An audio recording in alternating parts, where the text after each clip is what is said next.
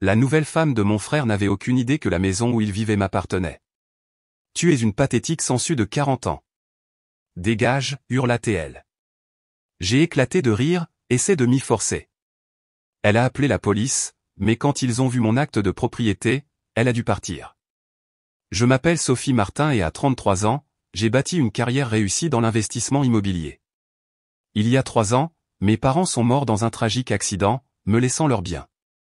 Quand mon frère Antoine a touché le fond après leur décès, je l'ai laissé vivre dans notre maison familiale gratuitement. Tout allait bien jusqu'à ce qu'il épouse Camille après une romance éclair. Si vous regardez ceci depuis quelque part et que les gens qui se croient tout permis vous rendent fou, appuyez sur j'aime et abonnez-vous pour voir comment cette histoire se termine. En grandissant, Antoine et moi étions inséparables malgré nos 4 ans d'écart. En tant que sœur aînée, j'ai toujours ressenti le besoin de le protéger, surtout après que le travail de notre père a nécessité de fréquents déménagements. Nous avons déménagé entre 5 régions différentes pendant notre enfance, faisant de nous notre seule compagnie constante. Ces premières années m'ont appris à être adaptable et autonome, des traits de caractère qui me serviraient bien plus tard dans ma vie professionnelle. Pendant qu'Antoine poursuivait sa passion pour le design graphique, j'ai découvert mon talent pour l'investissement immobilier pendant mes études universitaires. J'ai commencé modestement en utilisant mes économies de bourse pour acheter un appartement délabré, le rénovant les week-ends et le vendant avec un profit modeste. Ce premier succès a allumé quelque chose en moi. À 25 ans, j'avais bâti un portefeuille respectable de propriétés locatives à travers la ville. Nos parents n'auraient pas pu être plus fiers, maman, professeur de littérature au lycée, et papa, ingénieur, avaient toujours mis l'accent sur l'indépendance financière. Ils ont été surpris mais solidaires lorsque j'ai sauté la voie professionnelle traditionnelle après l'université pour me lancer directement dans l'investissement immobilier. Antoine, quant à lui, avait bâti une carrière prometteuse dans une agence de marketing où ses talents de designer étaient reconnus et récompensés. Tout a changé il y a 3 ans, nos parents rentraient chez eux après leur dîner d'anniversaire lorsqu'un conducteur ivre les a heurtés de plein fouet, aucun n'a survécu à l'impact. La nouvelle a complètement brisé notre monde. En tant qu'exécutrice testamentaire, j'ai hérité de la maison familiale et de 2 propriétés locatives qu'ils avaient achetées pour leur revenu de retraite. Antoine a reçu leurs actifs financiers et leurs comptes d'investissement. L'arrangement avait du sens, j'avais l'expérience pour gérer les propriétés et Antoine n'avait aucun intérêt à devenir propriétaire bailleur. Ce que nous n'avions pas prévu, c'est à quel point la dépression s'emparerait d'Antoine après leur décès. En l'espace de 6 mois, ses performances professionnelles ont considérablement chuté, il manquait des délais, sautait des réunions et a finalement perdu son emploi. Sa petite amie, Claire, de 3 ans l'a quitté peu après, incapable de faire face à son chagrin et à son comportement de plus en plus imprévisible. Regarder mon frère Antoine s'enfoncer était insupportable. Quand il a mentionné qu'il ne pouvait plus se permettre son appartement, la solution a semblé évidente. La maison familiale était vide, car j'avais mon propre logement plus proche du centre-ville où se déroulait la majeure partie de mon activité. Installe-toi dans la maison, lui ai-je dit autour d'un café un après-midi pluvieux. Prends tout le temps dont tu as besoin pour te remettre sur pied. Pas de loyer, pas de délai. Ses yeux, qui avaient été perpétuellement baissés pendant des mois, ont rencontré les miens avec une lueur de soulagement. Tu es sûr? Absolument, l'ai-je assuré. Maman et papa l'auraient voulu ainsi. Mon propre appartement était un loft moderne dans un bâtiment industriel converti, tout en briques apparentes et fenêtres industrielles, il était parfait pour mon style de vie, proche de mon bureau, nécessitant peu d'entretien et idéal pour les réunions d'affaires occasionnelles. La maison familiale se trouvait dans un quartier résidentiel calme à environ 30 minutes, une charmante coloniale avec 4 chambres et un vaste jardin où nous avions passé d'innombrables étés. Pendant environ 1 an et demi, l'arrangement a fonctionné parfaitement, Antoine a lentement commencé à guérir, il a repris le freelancing, s'est mis au jogging et me rejoignait occasionnellement pour nos dîners traditionnels du dimanche, un rituel que nous maintenions pour honorer nos parents. Puis Camille est entrée en scène, ils se sont rencontrés dans un groupe de soutien pour le deuil que le thérapeute d'Antoine avait recommandé. Camille avait perdu son mari 2 ans auparavant dans un accident du travail, ou du moins c'est ce qu'elle affirmait. Antoine a été immédiatement séduit par elle, avec le recul, j'aurais dû voir les signaux d'alarme quand elle a accaparé son temps si rapidement, mais j'étais juste heureuse de revoir mon frère Antoine sourire. Leur relation a progressé à une vitesse folle, moins de 3 mois après leur rencontre, Antoine m'a appelé avec une nouvelle qui m'a laissé momentanément sans voix. Nous allons nous marier, a-t-il annoncé, sa voix pleine d'une excitation que je n'avais pas entendue depuis des années. C'est... Waouh Antoine, c'est vraiment rapide, ai-je réussi à dire. Quand on sait, a-t-il répondu avec la certitude des nouveaux amoureux. Le mariage fut une petite cérémonie au tribunal local avec seulement une poignée d'invités. J'ai essayé d'être solidaire malgré mes réserves concernant le délai précipité. Camille était blonde, menue et perpétuellement bien habillée, d'une manière qui semblait calculée plutôt que naturelle. Pendant la modeste réception dans un restaurant voisin, j'ai remarqué comment elle écartait constamment Antoine dès que je m'approchais pour lui parler. Elle est juste nerveuse à l'idée de faire bonne impression, a expliqué Antoine quand je lui en ai parlé plus tard. Mais il y a eu d'autres choses cette nuit-là qui m'ont fait hésiter, la façon dont elle corrigeait les manières d'Antoine à table devant tout le monde, comment elle a rejeté sa suggestion concernant leur destination de lune de miel avec une remarque cinglante qui l'a fait rougir de honte, l'évaluation froide dans ses yeux quand elle a regardé mon tailleur pantalon simple mais élégant et a demandé si je m'habillais jamais comme une femme. Pourtant, j'ai mordu ma langue, Antoine avait traversé l'enfer et si Camille le rendait heureux, je ferais un effort pour lui. Je leur ai même donné un chèque généreux comme cadeau de mariage, dont Camille a immédiatement pris en charge, le glissant dans son sac avant même qu'Antoine ne puisse me remercier. On devrait l'inviter à dîner bientôt, a dit Antoine alors que nous nous embrassions pour nous dire au revoir cette nuit-là à la maison. Ce n'est que plus tard que j'ai réalisé qu'il avait dit la maison, pas ta maison, un changement subtil qui se révélerait significatif dans les mois à venir. 2 semaines après le mariage, je me suis rendu à la maison familiale pour notre dîner traditionnel du dimanche. Antoine m'avait envoyé un SMS ce matin-là pour dire que Camille était ravie de m'accueillir, j'ai apporté une bouteille de vin et une orchidée en pot comme cadeau de crémaillère. Au moment où j'ai franchi la porte d'entrée, je me suis senti désorienté, l'entrée, qui avait toujours abrité la console antique et le miroir de notre mère, présentait maintenant une table blanche laquée que je ne reconnaissais pas. Les murs beige chaleureux avaient été peints en blanc éclatant et toutes les photos de famille avaient disparu. On a redécoré, a expliqué Antoine en voyant mon expression. Camille a un sens incroyable du design.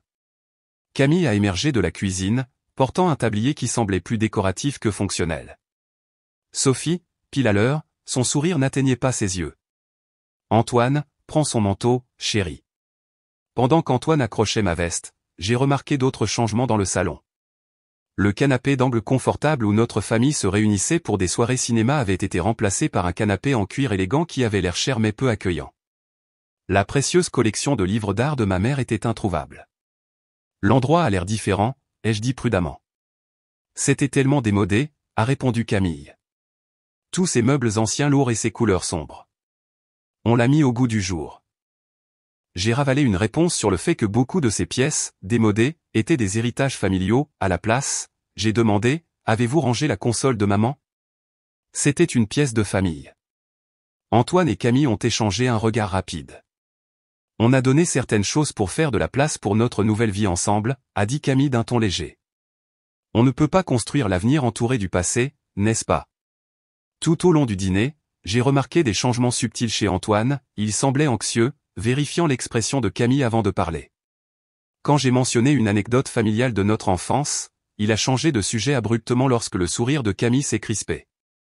Alors Sophie, a dit Camille en servant un dessert que je ne reconnaissais pas, tu ne trouves pas ça solitaire de vivre toute seule dans cet appartement? Pas de mari, pas d'enfant? Je suis très heureuse de ma vie, ai-je répondu calmement. Mon entreprise me garde occupée et j'ai de très bons amis. Mais tu as quoi, 33 ans maintenant? Ton horloge biologique doit tourner assez fort, elle a ri comme si elle avait fait une blague inoffensive. Antoine semblait mal à l'aise mais n'a rien dit. Je n'ai jamais défini mon succès par le mariage ou les enfants, ai-je dit. Mais j'apprécie votre sollicitude. Plus tard, alors que nous débarrassions la table, Camille a mentionné leur projet de rénovation de la cuisine. Nous pensons à des comptoirs en granit et de nouveaux appareils, a-t-elle expliqué. L'hypothèque est remboursée, donc nous pouvons nous permettre d'investir dans des améliorations. J'ai failli laisser tomber l'assiette que je tenais. L'hypothèque? Antoine m'a dit que ses parents lui avaient laissé la maison entièrement libre, a continué Camille, ne remarquant pas ma confusion. Quelle bénédiction de commencer notre mariage sans frais de logement. J'ai jeté un coup d'œil à Antoine, qui s'intéressait soudainement beaucoup au chargement du lave-vaisselle, il n'avait pas corrigé son malentendu sur la propriété de la maison. Après que Camille se soit excusée pour faire le café, j'ai pris Antoine à part. Elle pense que tu possèdes la maison, ai-je chuchoté. Antoine avait l'air misérable. S'il te plaît, ne dis rien, m'a dit. Quand on s'est rencontrés, elle a supposé que je possédais l'endroit, et je ne l'ai pas corrigé. Pourquoi mentirais-tu à ce sujet? Il a passé une main dans ses cheveux, une habitude nerveuse d'enfance. Tu ne comprends pas, Camille attache de l'importance à la sécurité et au succès. Quand on s'est rencontrés, je commençais juste à me remettre sur pied. Si elle savait que je vivais chez ma sœur gratuitement. Antoine, les relations devraient être bâties sur l'honnêteté. Je lui dirai finalement, a-t-il promis. Juste pas maintenant. On est encore en train de s'installer. S'il te plaît, m'a dit, fais ça pour moi. Contre mon meilleur jugement, j'ai accepté de maintenir la mascarade temporairement, après tout, ai-je raisonné, c'était toujours une maison familiale, la propriété spécifique n'était pas importante tant qu'Antoine se remettait sur pied. Au cours des semaines suivantes, mes visites sont devenues de plus en plus inconfortables, Camille faisait des commentaires sur mes visites inopinées, même quand j'envoyais un message à l'avance, elle a demandé pourquoi j'avais toujours une clé de leur maison et a suggéré que c'était intrusif. Chaque fois, Antoine me lançait des regards d'excuses mais restait silencieux. J'ai commencé à remarquer que d'autres objets de famille disparaissaient à chaque visite, l'horloge de grand-père du couloir, la collection de romans policiers en édition originale de papa, les plats de service peints à la main de maman. Quand je posais des questions à leur sujet, Camille donnait des réponses vagues sur le désencombrement ou la création d'espace. La tension entre nous est devenue palpable, Antoine a commencé à trouver des excuses pour reporter les dîners du dimanche, 2 fois, je suis arrivé à leur convenu pour constater qu'ils avaient oublié et fait d'autres projets. Cela faisait plus mal que je voulais l'admettre, non seulement le rejet des traditions familiales, mais aussi de voir mon frère se transformer en quelqu'un que je reconnaissais à peine, quelqu'un qui semblait avoir peur de ne pas être d'accord avec sa nouvelle femme, quelqu'un qui détournait les yeux quand on mentionnait l'histoire de la famille. Je le perdais et je ne savais pas comment l'arrêter. 3 mois après le mariage d'Antoine et Camille, la situation s'est détériorée de façon spectaculaire, mes visites autrefois hebdomadaires s'étaient réduites à des rencontres tendues occasionnelles où je me sentais plus comme une intruse indésirable que comme un membre de la famille. Un mardi après-midi, je suis passé sans prévenir, quelque chose que je n'avais jamais fait auparavant, car j'avais besoin de récupérer des documents fiscaux que j'avais stockés dans le bureau, j'avais envoyé un message à Antoine plus tôt mais il n'avait pas répondu. Utilisant ma clé, je suis entré, appelant en entrant, « Bonjour Antoine, Camille, c'est Sophie ». La maison était silencieuse, je me suis dirigé vers le bureau, remarquant d'autres changements en chemin, le couloir où des photos de famille avaient autrefois créé une chronologie de nos vies était maintenant décoré d'œuvres d'art génériques qui auraient pu provenir de n'importe quelle chaîne hôtelière. La porte de la chambre de mes parents, que j'avais toujours supposé qu'Antoine utilisait, était fermée avec une petite pancarte décorative accrochée dessus, suite parentale privée. Dans le bureau, je suis allé directement au classeur où j'avais stocké des documents importants, en cherchant mes documents fiscaux, j'ai remarqué qu'il manquait plusieurs dossiers, y compris le dossier contenant l'acte de propriété de la maison et les registres fonciers. Fronçant les sourcils, j'ai élargi ma recherche, le classeur avait été réorganisé et de nombreux dossiers familiaux avaient complètement disparu. Juste au moment où j'étais sur le point d'abandonner, j'ai repéré le bureau à cylindre antique de mon père dans le coin, une pièce bien aimée qu'il avait héritée de son propre père, la belle surface en cerisier était maintenant recouverte d'un tissu et utilisée comme support pour une grande télévision. Mon cœur s'est serré devant le manque de respect envers cet héritage familial. Sur un coup de tête, j'ai relevé le cylindre pour vérifier le petit compartiment caché où papa gardait toujours des objets importants, il était vide. Alors que je me tournais pour partir, quelque chose a attiré mon attention sur l'écran de l'ordinateur portable de Camille, qu'elle avait laissé ouvert sur le bureau, c'était une annonce sur un marché en ligne montrant la lampe Tiffany vintage de ma mère, un cadeau de mariage de ma grand-mère, avec la légende, authentique lampe style Tiffany, parfait état, 800 €.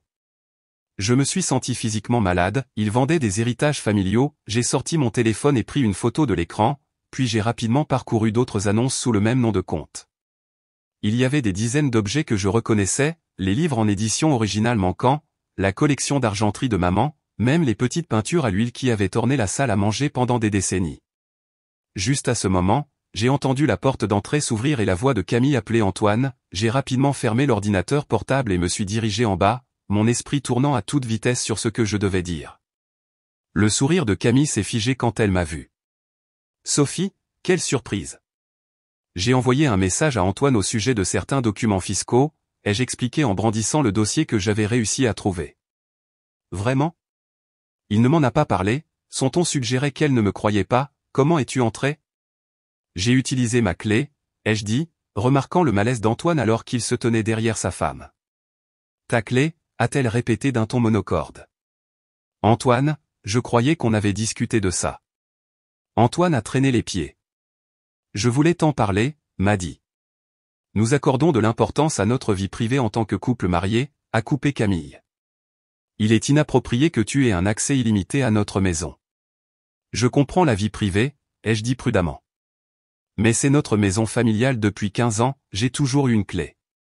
Les choses changent quand les gens se marient, a dit Camille avec un sourire crispé. Je suis sûr que tu comprends, ou le ferais si tu te mariais un jour.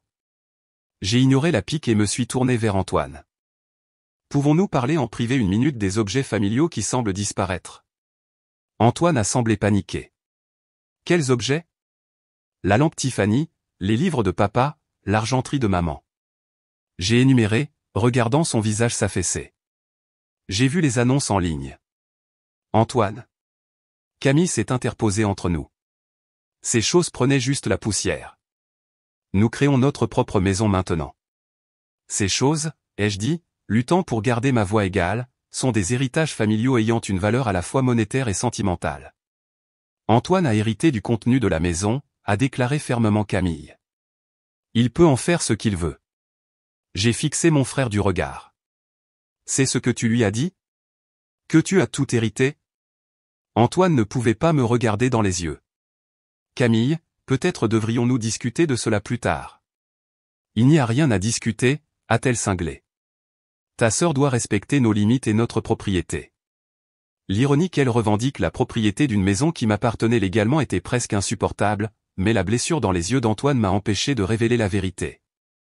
Antoine, ai-je dit doucement. Certains de ces objets comptent beaucoup pour moi. Ce sont des morceaux de nos parents, de notre histoire. Pendant un instant, j'ai cru voir une lueur du frère que je connaissais, puis Camille a posé une main sur son bras et son expression a tremblé. Nous devons créer notre propre histoire maintenant, m'a dit, a-t-il dit faiblement. Peut-être pourrais-tu juste prendre ce qui est important pour toi. Cela serait utile, ai-je convenu, soulagé par cette petite concession. Il n'y a pas grand-chose, juste la boîte à bijoux de maman, les albums photos de famille et peut-être quelques livres. Absolument pas, a interrompu Camille. Nous avons déjà promis les livres à un collectionneur et les bijoux font partie de l'héritage d'Antoine. J'ai senti quelque chose se briser en moi. Antoine, est-ce vraiment ce que tu veux? Effacer toute trace de notre famille. Ne le manipule pas, a sifflé Camille. Ce n'est pas parce que ta vie est vide que tu peux t'accrocher à ton frère pour toujours. Antoine a finalement parlé, mais pas comme je l'espérais. Peut-être vaut-il mieux que tu partes maintenant, m'a dit. Nous pouvons en parler une autre fois. Je suis parti avec seulement mes documents fiscaux, me sentant vide. 2 jours plus tard, quand j'ai essayé de revenir, ma clé ne fonctionnait plus dans la serrure. Antoine a envoyé un message d'excuse disant que Camille pensait qu'il valait mieux changer les serrures pour des raisons de sécurité, il a promis de mettre de côté les objets que j'avais demandés, mais quand je suis arrivé à l'heure convenue ce week-end-là, personne n'a répondu à la porte ni à mes appels. Ce schéma s'est répété plusieurs fois au cours des semaines suivantes, Antoine a rangé un rendez-vous, puis annulé à la dernière minute avec des excuses vagues. Finalement, 1 mois plus tard, j'ai reçu un message d'un numéro inconnu avec des photos d'une unité de stockage contenant quelques objets de famille, pas ceux que j'avais spécifiquement demandés, mais des boîtes aléatoires de moindre valeur. Le message disait « Antoine m'a demandé de vous faire savoir que vous pouvez venir chercher ses affaires. Unité 35, au stockage sécurisé sur la rue des Acacias. Code est 5528.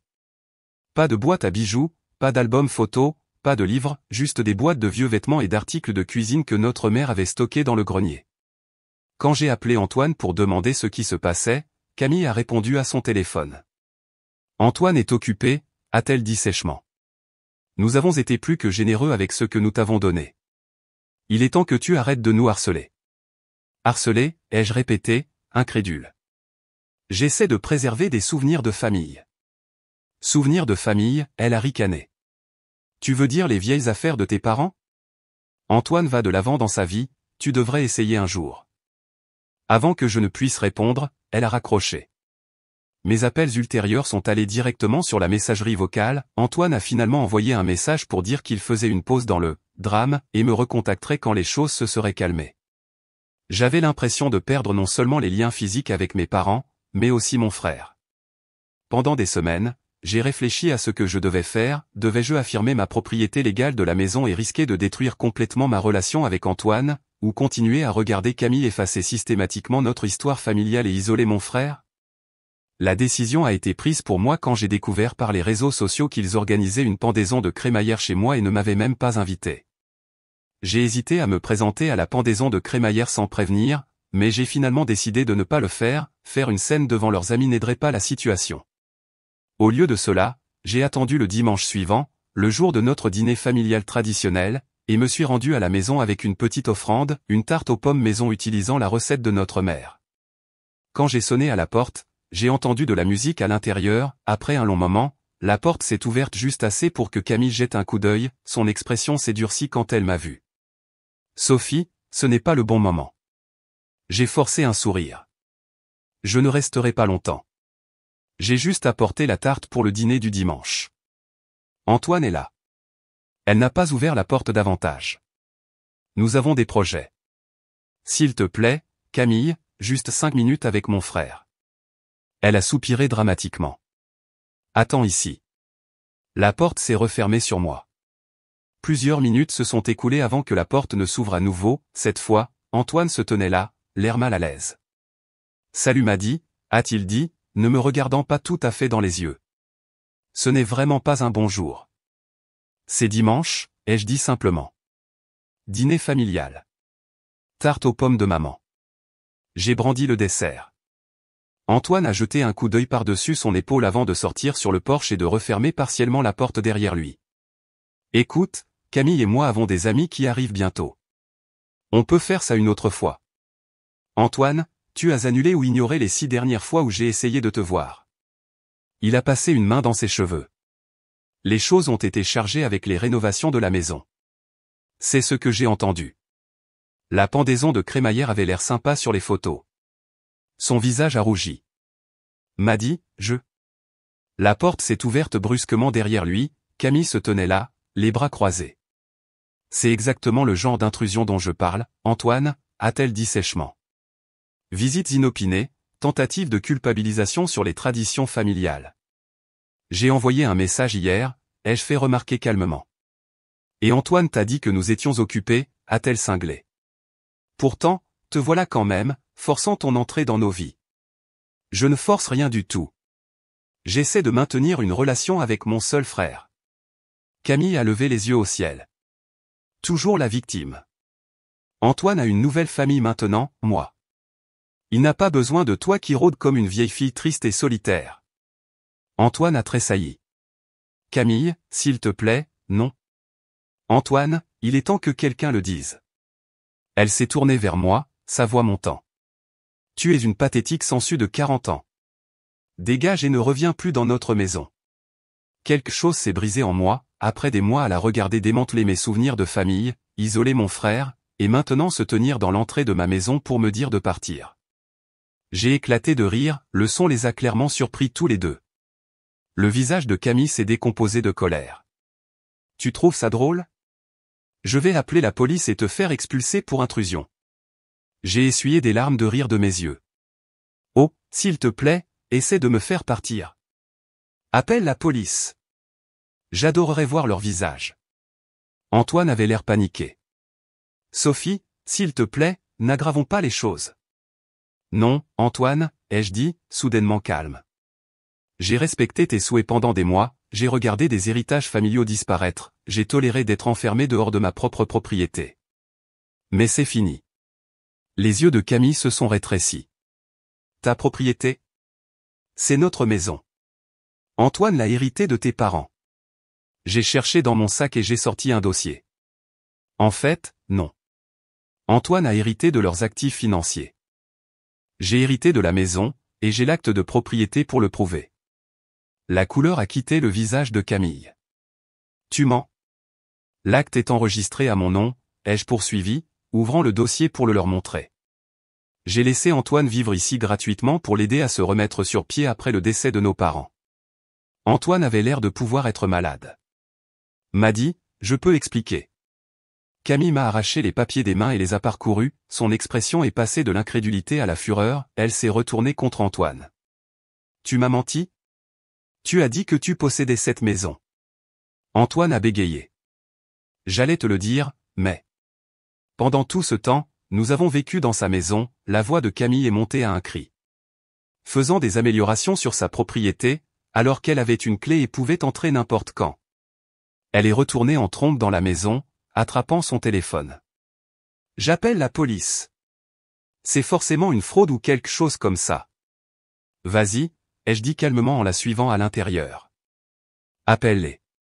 J'ai toute la documentation ici. Antoine est resté figé entre nous pendant que Camille composait frénétiquement le 17, ses mains tremblant de rage. Je dois signaler une fraude, a-t-elle dit à l'opérateur. La sœur de mon mari essaie de prétendre que notre maison lui appartient. Elle nous menace et refuse de quitter notre propriété. J'ai attendu patiemment, posant mon dossier de documents sur la table basse, une nouvelle pièce en verre qui ne correspondait à rien de ce que nos parents auraient choisi. 20 minutes plus tard, 2 policiers sont arrivés, l'agent Lefebvre était un homme d'âge moyen avec un comportement calme, tandis que l'agent Fournier était plus jeune et semblait méfiant face à la tension qui remplissait la pièce. Alors, quel semble être le problème ici, a demandé l'agent Lefebvre après les présentations. Camille s'est immédiatement jetée dans la conversation. Cette femme nous harcèle et fait de fausses déclarations sur notre maison. Il faut la faire partir et lui dire de ne pas revenir. La maison m'appartient, ai-je expliqué calmement. Je l'ai héritée de nos parents il y a 3 ans. Mon frère vit ici gratuitement avec ma permission. J'ai toute la documentation. J'ai remis l'acte de propriété, les reçus de taxes foncières à mon nom, et les portions pertinentes du testament de nos parents. L'agent Fournier les a examinés attentivement pendant que l'agent Lefebvre prenait des notes. Ces documents semblent en règle, a finalement dit l'agent Fournier. La propriété est légalement enregistrée au nom de Sophie Martin. Le visage de Camille s'est tordu d'incrédulité. C'est impossible. Antoine m'a dit qu'il possédait cette maison. Tous les regards se sont tournés vers mon frère, qui semblait rapetisser sous le regard collectif. Antoine, a lancé l'agent Lefebvre. Avez-vous déformé la propriété de ce bien à votre femme? La voix d'Antoine était à peine audible. Je n'ai pas corrigé sa supposition. Donc, vous viviez ici avec la permission de votre sœur, a clarifié l'agent Lefebvre. Antoine a acquiescé misérablement. Camille a explosé. Espèce de minable. Tu m'as laissé croire qu'on avait des biens, de la sécurité. J'ai planifié des rénovations, j'ai dit à tout le monde que c'était notre maison familiale. Madame, veuillez baisser la voix, a dit fermement l'agent Fournier. Je ne baisserai pas la voix. On m'a menti. On m'a trompé. Camille a attrapé un vase décoratif sur la table d'appoint et l'a lancé contre le mur, où il s'est brisé. Madame, l'agent Lefebvre s'est avancé. Contrôlez-vous ou nous devrons agir. Agir contre moi? Je suis la victime ici. Elle s'est tournée vers Antoine, lui enfonçant un doigt dans la poitrine. Espèce de vers sans colonne. Vivant de la charité de ta sœur tout en prétendant être un propriétaire prospère. Antoine a reculé, l'air brisé. Camille, s'il te plaît, je peux tout expliquer. Expliquer? Expliquer quoi? Elle a attrapé un autre objet, une photo encadrée de leur mariage, et l'a jetée par terre, le verre a volé en éclats sur le parquet. Ça suffit, a dit fermement l'agent Lefebvre. Madame, vous devez vous calmer, sinon vous partirez dans notre voiture. Partir? C'est ma maison, a crié Camille, tendant la main vers un autre objet cassable. L'agent Fournier lui a attrapé le poignet avant qu'elle ne puisse le lancer. Madame, légalement, ce n'est pas votre domicile, et vous détruisez une propriété qui ne vous appartient pas, en fait, ai-je interjeté, les objets décoratifs sont à eux. Je revendique seulement la propriété de la maison elle-même et de certains héritages familiaux spécifiques. L'agent Lefebvre a acquiescé. Néanmoins, Mademoiselle Martin a le droit de demander à quiconque de quitter sa propriété, et compte tenu de la situation actuelle, je vous suggère fortement de prendre un peu de temps pour vous calmer, madame. Camille a dégagé son bras de la prise de l'agent Fournier. C'est insensé. Vous ne pouvez pas me faire quitter ma propre maison. En fait, si, a dit fermement l'agent Lefebvre. Vous avez 2 options en ce moment, vous pouvez partir volontairement pour vous calmer, ou si vous continuez ce comportement, nous pouvons vous arrêter pour destruction de propriété et trouble à l'ordre public. La réalité de la situation a finalement semblé pénétrer la rage de Camille, elle a regardé Antoine, qui se tenait impuissant près de l'escalier, puis moi, et enfin les agents. Bien, a-t-elle craché.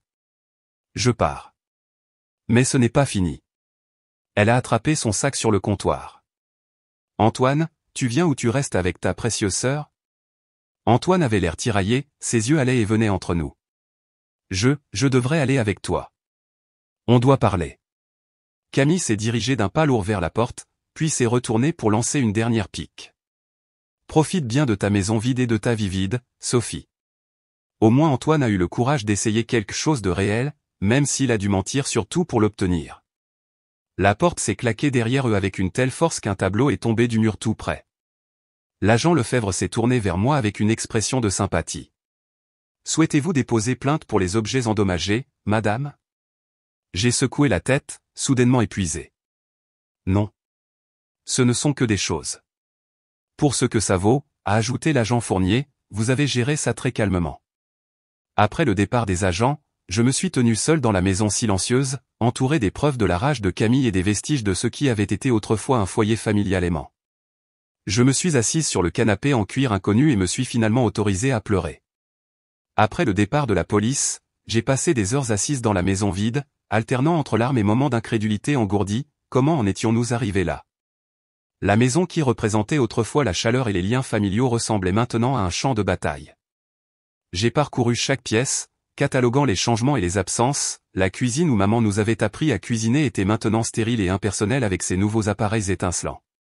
Le bureau de papa, autrefois rempli de livres et de l'odeur subtile de son tabac à pipe, une habitude qu'il avait abandonnée des années avant sa mort mais qui persistait d'une certaine manière, était maintenant un bureau générique.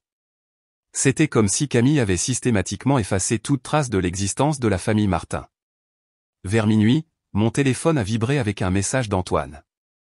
Reste à l'hôtel ce soir. Besoin de temps pour réfléchir. Désolé. Je n'ai pas répondu, qu'y avait-il à dire? Désolé d'avoir menti à ta femme et qu'elle l'ait découvert? Désolé d'avoir permis que des trésors familiaux soient vendus? La blessure était trop profonde pour des échanges par message texte. Au lieu de cela, je suis monté à l'étape dans mon ancienne chambre. Camille l'avait convertie en salle de sport avec un tapis roulant positionné là où mon lit se tenait autrefois, les murs bleu pâle que j'avais choisis adolescente étaient maintenant peints en blanc éclatant. J'ai déroulé un tapis de yoga du coin et me suis allongé, trop épuisé émotionnellement pour rentrer chez moi en voiture. Le matin a apporté le son d'une clé dans la serrure, je me suis crispé, me demandant si Camille était revenue pour la deuxième manche, mais c'était Antoine qui est apparu dans l'entrée de la salle de sport, l'air hagard. « Tu as dormi ici ?» a-t-il demandé, remarquant mon lit improvisé. Ça semblait plus facile que de rentrer, ai-je répondu en me redressant. Où est Camille? Toujours à l'hôtel. Il s'est appuyé contre le cadre de la porte, sans vraiment entrer dans la pièce. Elle a refusé de me laisser dormir dans le lit, elle a dit que je l'avais trahi. Je n'ai pas offert de sympathie. N'est-ce pas?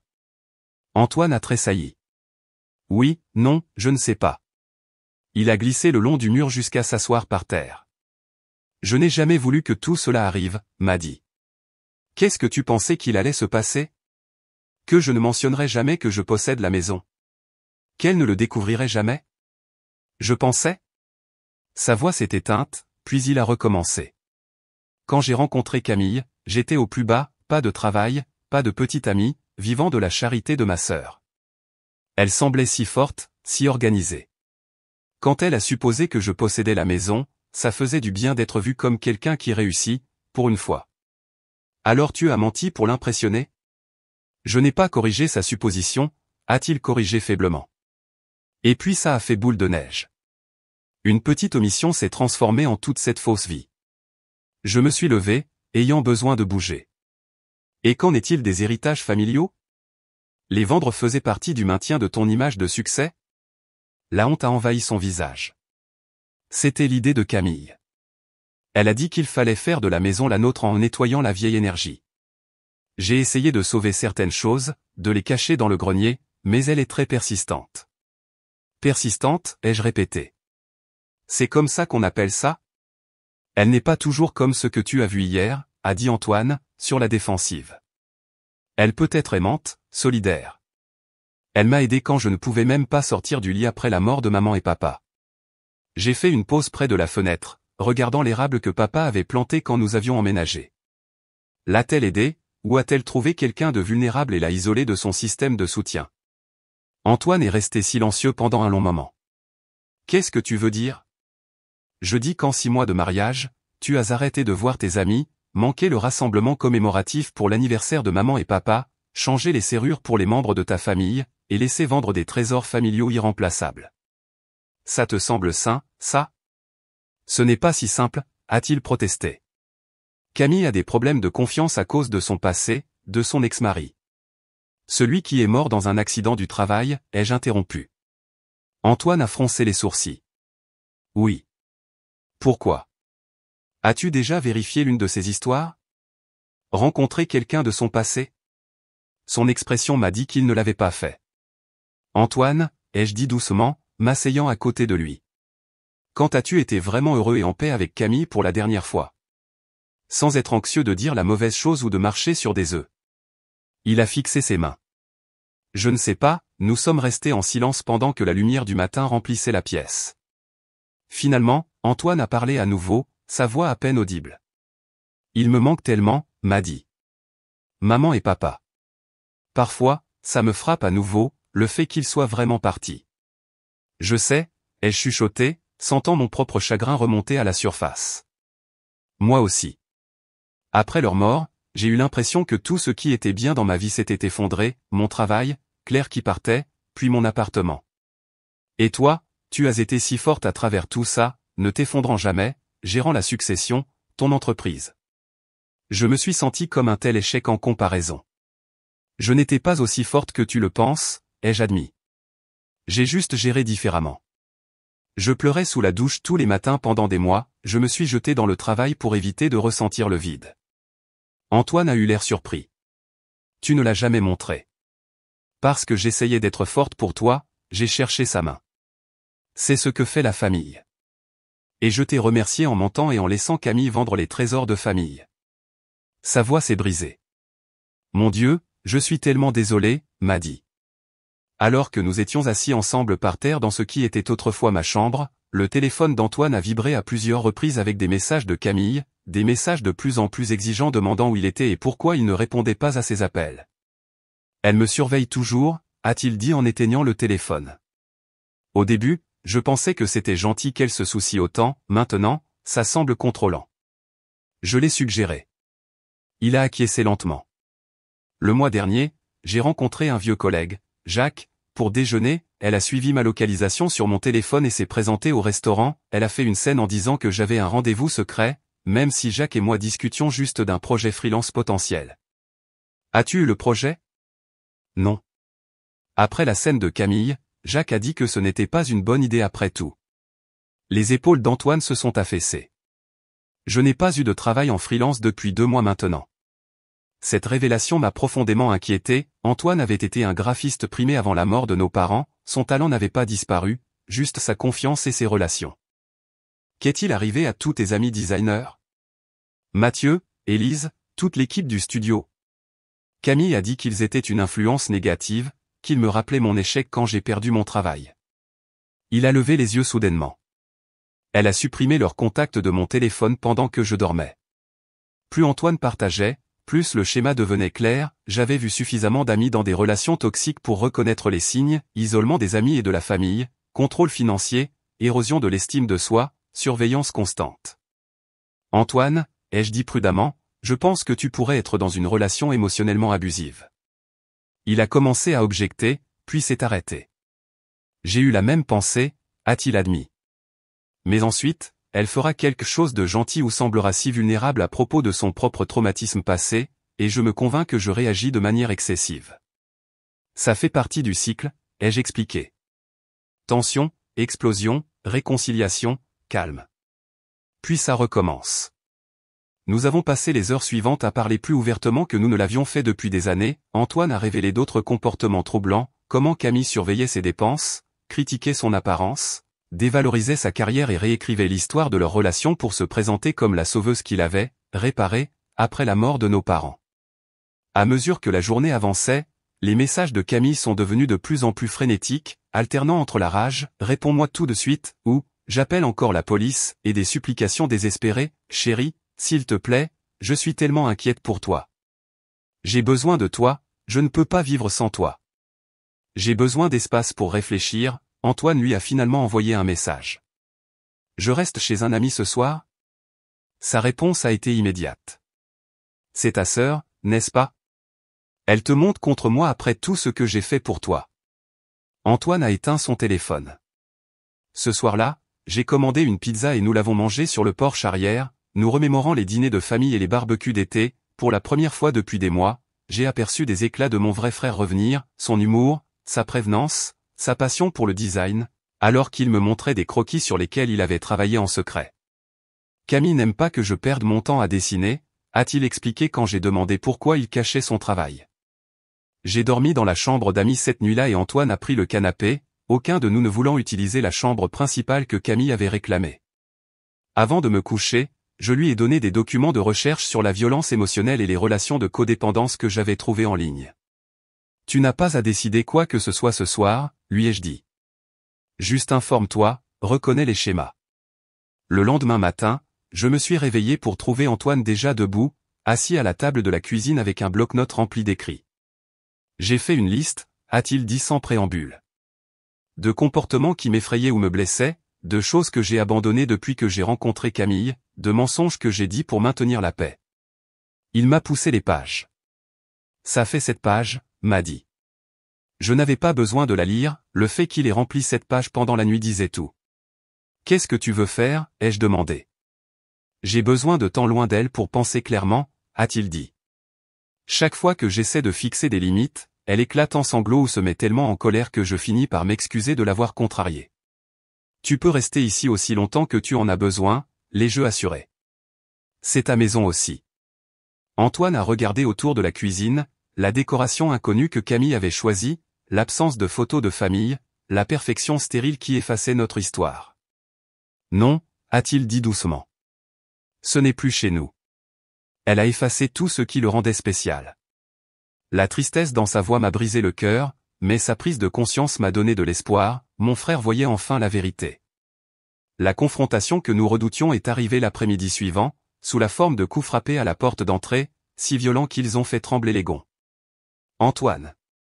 Je sais que tu es là-dedans avec elle. Ouvre cette porte tout de suite. Antoine et moi avons échangé des regards depuis l'endroit où nous trions une boîte de photos de famille que nous avions trouvée cachée dans le grenier. Je devrais lui parler, a-t-il dit, bien que son visage soit devenu pâle. Nous lui parlerons tous les deux, ai-je répondu fermement. L'expression de Camille est passée rapidement de la rage à une douceur calculée lorsqu'Antoine a ouvert la porte avec moi à ses côtés. Chérie, a-t-elle roucoulé, m'ignorant complètement. J'étais tellement inquiète. Pourquoi tu n'as pas répondu à mes appels? Elle a tendu la main vers lui, mais il a reculé. J'avais besoin d'espace pour réfléchir, Camille, a-t-il dit, sa voix plus ferme que je ne m'y attendais. Elle m'a lancé un regard venimeux. Je parie que ta sœur t'a rempli la tête de mensonges sur moi. En fait, a rétorqué Antoine, Sophie a à peine partagé ses opinions, j'ai fait ma propre réflexion. Camille a essayé de le dépasser pour entrer dans la maison. Eh bien, tu peux réfléchir à la maison. Allons-y. Antoine n'a pas bougé. Je reste ici pour l'instant. Sa façade douce s'est fissurée. Dans la maison de ta sœur? Comme un enfant qui rentre chez sa maman. Quelle pitié! Ce n'est pas pathétique d'avoir besoin du soutien familial, a-t-il répondu. Soutien familial, elle a ricané. Plutôt contrôle familial. Elle a toujours été jalouse de notre relation, essayant de te garder dépendant d'elle. Je suis restée silencieuse, reconnaissant que c'était un moment critique pour Antoine pour établir ses propres limites. Ce n'est pas vrai, a dit Antoine. Sophie n'a été rien d'autre que solidaire, elle m'a laissé vivre ici gratuitement, ne m'a jamais mis la pression pour trouver du travail, et est restée silencieuse quand j'ai menti sur le fait que je possédais la maison. Parce qu'elle veut te contrôler, a insisté Camille. Si tu étais indépendant, elle n'aurait personne sur qui se sentir supérieur. Antoine a secoué la tête. Tu sais ce qui est intéressant? Avant de te rencontrer, je commençais à me remettre sur pied, à faire du freelance à nouveau, à renouer avec mes amis. Ce n'est que depuis que nous sommes ensemble que je suis devenu isolé et dépendant.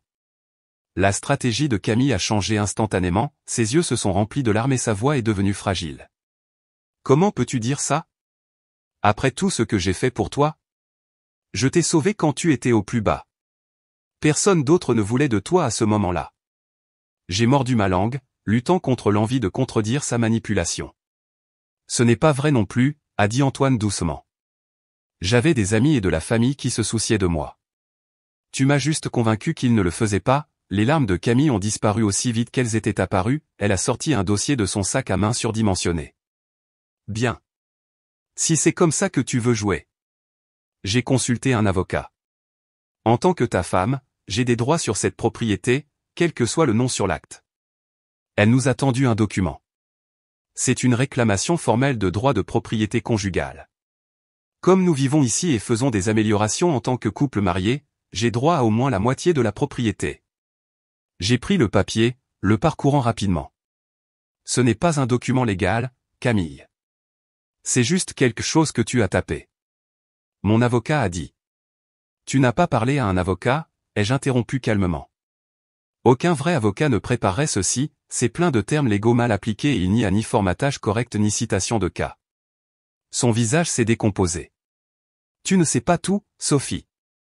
Juste parce que tu penses que tu es si intelligente avec ton entreprise immobilière. En fait, ai-je coupé, je m'y connais en droit immobilier, ça fait partie de mon travail. Et j'ai déjà consulté mon avocate à ce sujet. Ce n'était pas entièrement vrai, j'avais pris rendez-vous mais je n'avais pas encore rencontré Catherine Bernard, mais le bluff a fonctionné, Camille a vacillé un instant. Antoine, a-t-elle essayé à nouveau, sa voix s'adoucissant. S'il te plaît, chérie, rentre à la maison. On peut arranger ça. Je t'aime. Antoine avait l'air tiraillé et pendant un instant j'ai craint qu'il ne cède, puis il a redressé ses épaules. J'ai besoin de temps, Camille. Je ne dis pas que notre mariage est terminé, mais j'ai besoin d'espace pour penser clairement, et j'ai besoin que tu respectes ça. Respecter? A-t-elle craché. Comme tu m'as respecté en mentant sur la propriété de cette maison, me faisant passer pour une idiote. Tu as raison, a reconnu Antoine. J'ai eu tort de mentir, c'est ma faute. Mais ta réaction, jeter des choses, me crier dessus devant la police, ça n'est pas sain non plus. Alors c'est entièrement ma faute, sa voix a monté dangereusement. Personne ne dit ça, ai-je interjeté. Mais en ce moment, vous avez tous les deux besoin d'espace pour vous calmer et réfléchir. Camille s'est tournée vers moi. Ne te mêle pas de ça. C'est entre mon mari et moi. Sophie reste, a dit Antoine fermement. C'est sa maison, et c'est ma sœur. Quelque chose dans son ton a dû finalement pénétrer, Camille a reculé, réévaluant la situation, son regard est devenu calculé. Bien. Prends ton temps. Mais n'oublie pas que j'ai fait des sacrifices pour toi aussi, Antoine. J'ai mis toute ma vie entre parenthèses pour notre relation. Elle s'est tournée vers sa voiture, puis s'est arrêtée pour lancer une dernière pique. Au fait, j'ai invité mes parents à rester avec nous le mois prochain. Ils ont déjà acheté des billets non remboursables. Après qu'elle soit partie en voiture, Antoine a laissé échapper un long soupir. Ses parents ne viennent pas. Elle ne leur parle même pas. Elle m'a raconté 3 versions différentes de la raison de leur rupture. La manipulation ne s'arrête jamais, n'est-ce pas, ai-je observé. Non, a dit tristement Antoine. Non. Le lendemain, j'ai rencontré mon avocate, Catherine Bernard, une avocate à l'esprit vif qui s'occupait de mes contrats immobiliers depuis des années. Après lui avoir expliqué la situation, elle a exposé nos options. Puisque vous êtes la propriétaire légale, vous avez tout à fait le droit de déterminer qui vit dans la propriété, a-t-elle expliqué. Le fait que vous ayez permis à votre frère d'y rester gratuitement ne donne à sa femme aucune prétention à la propriété, surtout dans un mariage de si courte durée. Et qu'en est-il des améliorations qu'ils ont faites, ai-je demandé. À moins qu'ils ne puissent documenter des améliorations substantielles et permanentes qui augmentent significativement la valeur de la propriété, ce n'est pas un problème. Peindre des murs et acheter des meubles ne constitue pas une réclamation légale. Elle a préparé une lettre formelle clarifiant la situation de propriété et demandant, gentiment mais fermement, Camille retire ses effets personnels de la propriété dans les 2 semaines, je préparerai également un avis d'expulsion formel comme mesure de sauvegarde, a conseillé Catherine. Espérons que ce ne sera pas nécessaire, mais c'est bien de l'avoir prêt. Pendant ce temps, Antoine avait fait ses propres recherches, il a contacté 3 vieux amis de son époque à l'agence de design, les contactant avec hésitation après des mois de silence, leurs réponses ont été immédiates et solidaires, confirmant ce que je lui avais dit, son réseau de soutien ne l'avait jamais abandonné.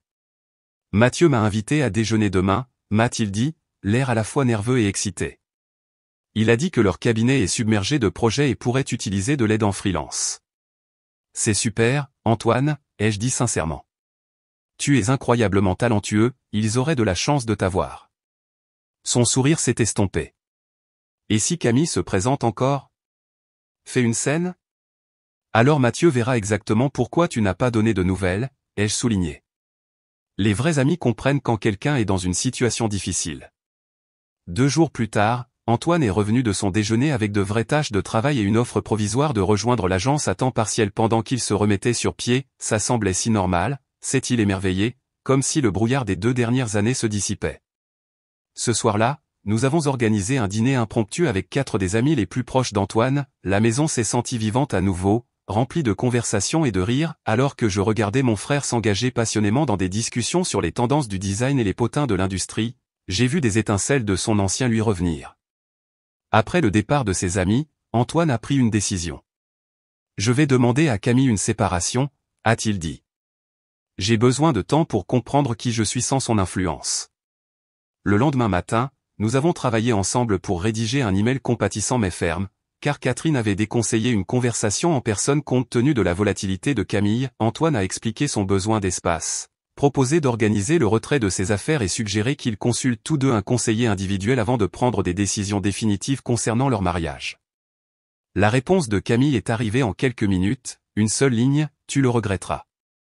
Catherine nous a aidés à obtenir une ordonnance restrictive temporaire après ce message menaçant. Citant les destructions antérieures de propriété et le comportement menaçant, le tribunal a accordé une ordonnance limitée interdisant à Camille d'entrer dans la propriété sans arrangement préalable. 3 jours plus tard, nous avons découvert pourquoi. Une voisine nous a appelés pour nous dire qu'elle avait vu quelqu'un correspondant à la description de Camille essayer d'entrer par la porte arrière. Nous nous sommes précipités pour trouver une fenêtre cassée et plusieurs pièces en désordre. Le plus inquiétant était la chambre principale, où Camille avait peint, menteur, à la bombe sur le mur et lacéré le matelas. Les quelques photos de famille restantes avaient été détériorées, mon visage rayé sur chacune. Il faut appeler la police, ai-je dit, sortant mon téléphone.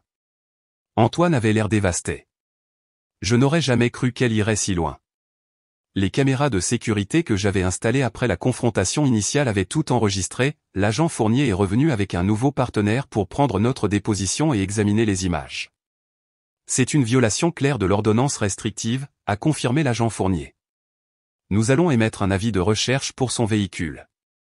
Ils ont trouvé Camille dans un bar à 3 km de là, toujours avec des résidus de peinture en bombe sur les mains. Elle a été arrêtée pour effraction, vandalisme et violation d'une ordonnance du tribunal. Pendant qu'Antoine luttait contre la culpabilité de son arrestation, un tableau plus complet de Camille a émergé pendant les procédures judiciaires. L'histoire de la veuve était entièrement inventée, elle avait eu 2 mariages précédents, tous 2 se terminant par des ordonnances restrictives contre elle. Son prétendu mari décédé était bien vivant et vivait dans une autre région avec sa propre ordonnance restrictive. J'aurais dû voir les signes, Antoine s'est reproché après avoir appris ces détails. Les manipulateurs sont experts dans ce qu'ils font, lui ai-je rappelé. Et tu étais vulnérable après avoir perdu maman et papa. Alors que Camille faisait face aux conséquences légales, Antoine a commencé le processus de demande de divorce, soutenu par des amis et un bon thérapeute. La façade qu'elle avait construite s'est complètement effondrée lorsque la police a découvert de nombreux héritages familiaux dans une unité de stockage louée à son nom, des objets qu'elle avait prétendu avoir donnés ou vendus mais qu'elle avait en fait accumulés pour elle-même. La récupération de ses trésors, les livres de papa, la boîte à bijoux de maman, les albums photos, a apporté une certaine guérison à nous deux. Chaque objet récupéré donnait l'impression de récupérer un morceau de notre histoire familiale. La route à venir serait longue, avec des procédures légales et une guérison émotionnelle encore à naviguer, mais pour la première fois depuis des années, nous avions l'impression d'aller dans la bonne direction. 6 mois ont passé, apportant des changements que ni Antoine ni moi n'aurions pu anticiper. La maison familiale, autrefois un champ de bataille de tension et de tromperie, s'est progressivement retransformée en un lieu de confort et de guérison. Après le chaos de l'arrestation de Camille et les procédures légales qui ont suivi, Antoine et moi avons décidé de vivre temporairement ensemble dans la maison. Ce qui a commencé comme un arrangement pratique, Antoine avait besoin d'un endroit sûr où rester et je voulais restaurer la maison, a évolué en une période de reconnexion significative. Nous avons repeint chaque pièce ensemble, choisissant des couleurs qui honoraient les goûts de nos parents tout en apportant une énergie nouvelle. Le salon formel, que maman avait toujours gardé dans différentes nuances de bleu, nous l'avons peint d'un vert mer serein qui captait magnifiquement la lumière du matin. Le bureau de papa a retrouvé la chaude teinte de cèdre qu'il aimait, bien que nous l'ayons modernisé avec des boiseries blanches nettes. Tu te souviens comment papa mesurait nos tailles sur ce cadre de porte, a demandé Antoine un après-midi alors que nous poncions les boiseries dans la cuisine. J'ai passé mes doigts sur les marques légères encore visibles dans le bois. Chaque anniversaire, sans faute. Il était tellement excité quand tu l'as finalement dépassé. J'avais 16 ans. Antoine a ri. Il a agi comme si j'avais gagné une médaille olympique. Ces souvenirs partagés, autrefois douloureux à rappeler, apportaient maintenant un réconfort doux amer, nous redécouvrions notre histoire, non seulement par les récits, mais aussi par l'espace physique que nous récupérions. La thérapie d'Antoine portait ses fruits, l'homme anxieux et diminué qui marchait sur des œufs autour de Camille était progressivement remplacé par quelqu'un ressemblant davantage à mon frère créatif et confiant, il avait obtenu un poste à temps partiel dans son ancienne agence de design, avec l'accord qu'il passerait à temps plein quand il se sentirait prêt. Le directeur créatif m'a même remercié d'être revenu, m'a-t-il dit un soir pendant le dîner. Il a dit que les clients demandaient spécifiquement mon travail. Bien sûr qu'il le faisait, ai-je répondu. Ton talent n'est pas parti, Antoine, il était juste enfoui pendant un temps. Mon propre parcours thérapeutique s'était également révélé éclairant, je m'étais toujours vu comme la forte, la sœur capable qui avait tout sous contrôle, mais les séances avec le docteur Dubois m'ont aidé à reconnaître où j'avais parfois entretenu la dépendance d'Antoine en intervenant pour résoudre les problèmes plutôt que de le soutenir dans le développement de ses propres solutions. Il y a une différence entre aider et sauver, avait expliqué le docteur Dubois. Aider renforce, sauver peut involontairement affaiblir. Cette compréhension a changé notre dynamique subtilement mais significativement, je me suis retrouvé à consulter Antoine sur les décisions concernant la maison plutôt que de simplement l'informer, il a à son tour commencé à prendre plus d'initiatives. Que ce soit pour gérer les négociations avec les entrepreneurs pour la rénovation de la salle de bain ou rechercher des options d'investissement pour ses économies croissantes. Les conséquences légales des actions de Camille se sont avérées moins traumatisantes que nous ne l'avions craint, son précédent modèle de comportement a joué contre elle devant les tribunaux et elle a finalement accepté un accord de plaidoyer qui incluait une thérapie obligatoire, des travaux d'intérêt général et une distance légale continue d'Antoine et de moi. Tu te demandes jamais si elle se fait aider, a demandé Antoine un dimanche alors que nous préparions notre dîner familial maintenant traditionnel, nous avions reconquis ce rituel, incluant parfois des amis, mais le réservant toujours comme une pierre de touche pour notre connexion. J'espère que oui, ai-je répondu honnêtement. Pas pour nous, mais pour elle, et pour quiconque entrera ensuite dans sa vie. Antoine a acquiescé pensivement en hachant des légumes pour la salade. J'ai beaucoup réfléchi au pardon ces derniers temps, et je n'y suis pas encore, a-t-il admis. Mais je travaille à ne pas laisser la colère me consumer. C'est du progrès, non? Énorme progrès, ai-je convenu. La récupération de nos héritages familiaux avait été l'un des aspects les plus guérisseurs des derniers mois, chaque objet que Camille avait caché dans le stockage était comme récupérer un morceau de l'héritage de nos parents. Les plats de service peints à la main de maman ont à nouveau orné notre table du dîner du dimanche, les premières éditions reliées en cuir de papa sont retournées sur les étagères du bureau, la lampe Tiffany éclairait le coin où maman s'asseyait toujours pour lire. Les plus précieux étaient les albums photos, que nous avons passé plusieurs week-ends à organiser et à préserver, les images capturaient des moments que nous avions presque oubliés, les vacances d'été au bord d'un lac, papa essayant de nous apprendre à pêcher tous les deux, le sourire triomphant de maman quand elle a reçu son master en éducation, notre histoire, tangible et irremplaçable. Avec l'arrivée du printemps, Antoine a commencé à parler de trouver son propre logement, pas parce que je veux partir, a-t-il clarifié, mais parce que j'ai besoin de savoir que je peux me débrouiller tout seul.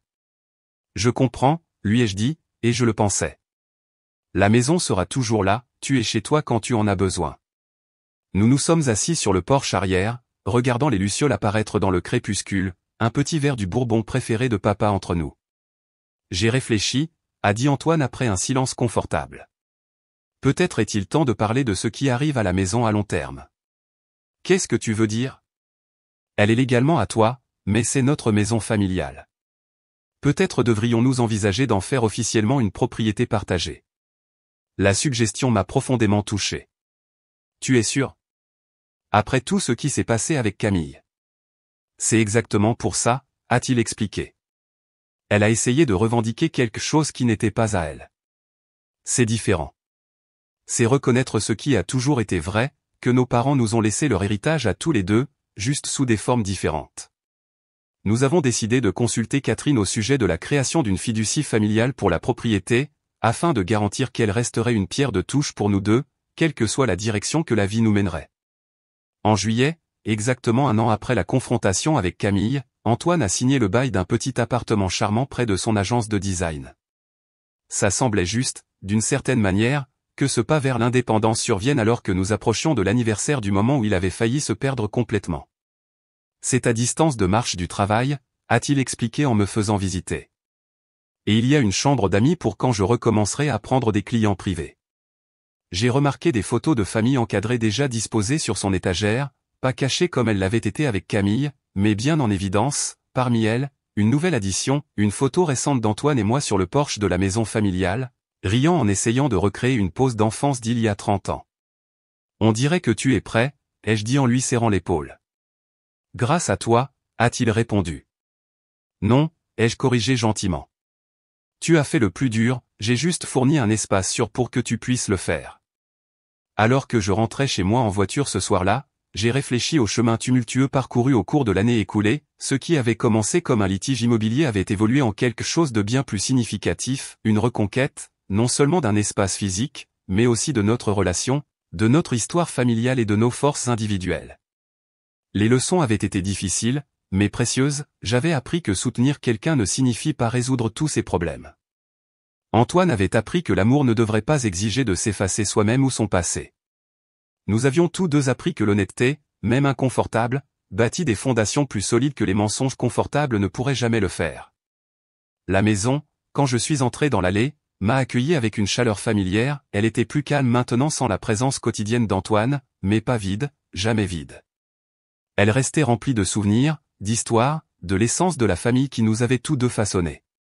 Je me suis versé un petit verre de bourbon et l'ai levé vers le portrait de famille au-dessus de la cheminée, maman et papa souriant largement, Antoine et moi les flanquant avec les poses maladroites d'adolescents.